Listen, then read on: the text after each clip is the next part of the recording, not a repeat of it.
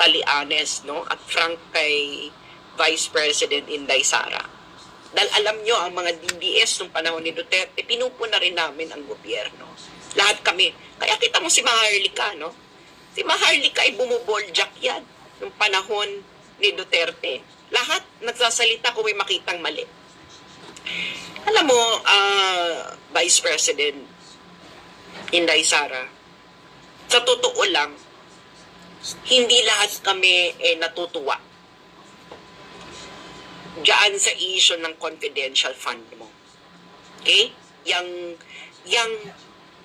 tinanggap ng Office of the Vice President mula sa Office of the President. Hindi namin, lahat kami nag-uusap sa aming mga GC, sa aming mga panahon na magkakasama kami, at iniisip namin bakit tinanggap ng Office of the Vice President ang perang ito na mag-end of the year na. Hindi namin ito maintindihan, Madam Vice President. Hindi kami natutuwa. Okay? Siguro ay dapat magpaliwanag ka bakit ito tinanggap ng Office of the Vice President mula sa Office of the President na mag-end of the year na.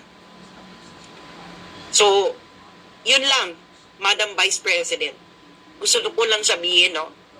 We are your supporter, at ang totoong supporter ay hindi hinahayaang mapunta sa kaparakarakan ang kanyang sinusuportahan. Dahil yan ang tunay na pagmamahal.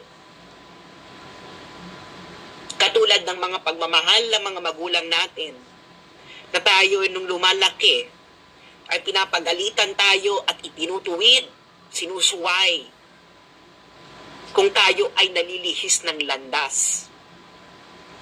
Ganyan din kaming mga nagmamahal sa iyo, Vice President Sara Duterte. Hindi namin maintindihan itong nangyayari.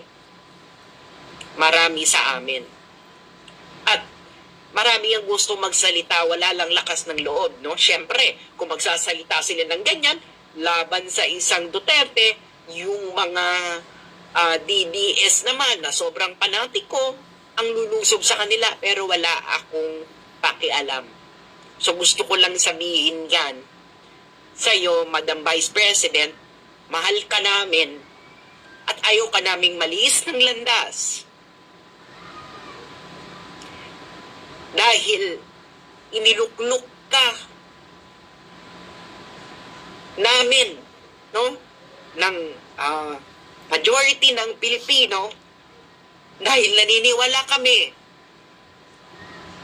sa sinimulan ng tatay mo. Hindi kumpleto yung nagawa ng tatay mo. Okay? Maraming mali. Maraming tama. Marami ring mali. Pero nananalig kami na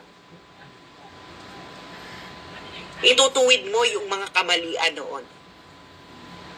Yan ang basing ng aming pagmamahal sa iyo. Okay? Wala na kaming pakialam sa mga Marcos at Romualdez. Alam namin, no? Nahalang ang mga kaluluwa ng mga yan. Okay? Pero, syempre, katulad ng iba, naniniwala kami sa redemption. Pero hindi na redemption ang nangyayari. No? Hindi ito ang bagong Pilipinas na aming kinakanta nung eleksyon. Ito ay lumang Pilipinas. At sana, Vice President Inday Sara Duterte, bago ka pa mahulog at tuluyang lumunog sa kumunoy ng lumang sistema, ay tumindog ka para sa tama.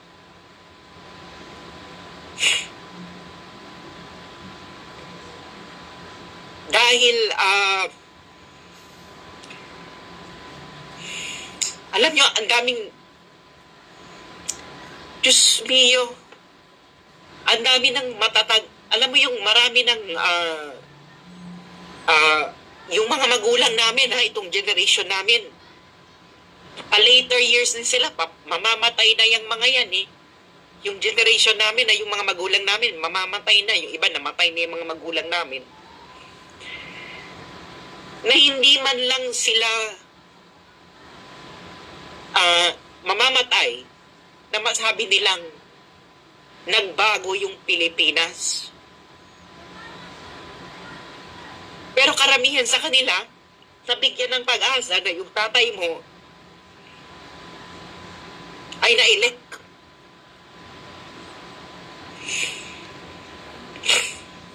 May mga ginawa siyang maganda, pero hindi kumpleto.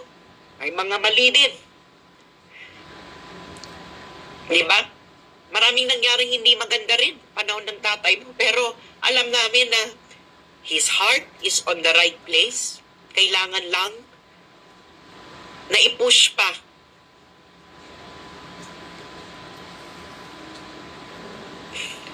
So kung sawang-sawa na ang lahat ng Pilipino sa nangyayari. Kung hindi ka titindog sa tama at sa tama lamang,